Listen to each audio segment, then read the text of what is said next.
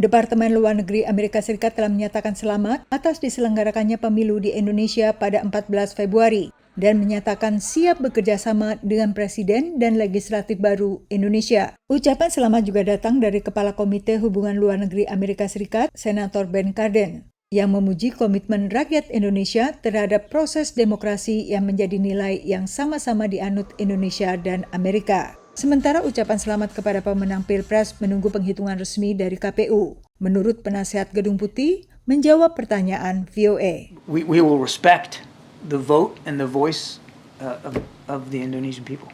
Proses rekapitulasi penghitungan suara KPU baru selesai paling lambat 20 Maret 2024, tetapi hasil hitung cepat alias quick count mengunggulkan capres nomor urut 2 Prabowo Subianto. Seperti juga di tanah air, banyak pihak di Amerika Serikat tadinya memperkirakan pemilihan umum di Indonesia bisa berlangsung 2 putaran, dengan pemilihan putaran kedua pada Juni.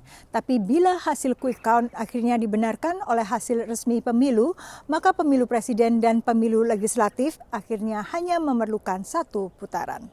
Sebagian pengamat khawatir dengan kebijakan Presiden baru Indonesia ke depan. Until he became defense minister, he continually denigrated Indonesian democracy, going back to being Suharto's enforcer.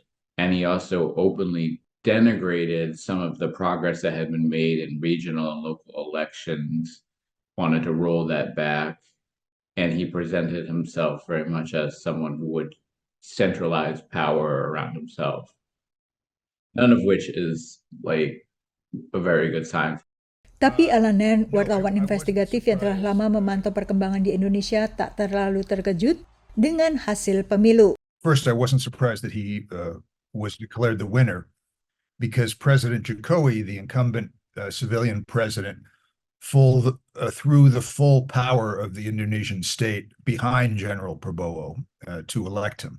Meski demikian, Alan Nairn memperkirakan respon internasional juga tak akan terlalu mengejutkan. I think the way that governments will react is the way they usually react, which is in a very cold, cynical, calculating way. And if they see that someone has the power, then they will deal with him regardless. It probably will not.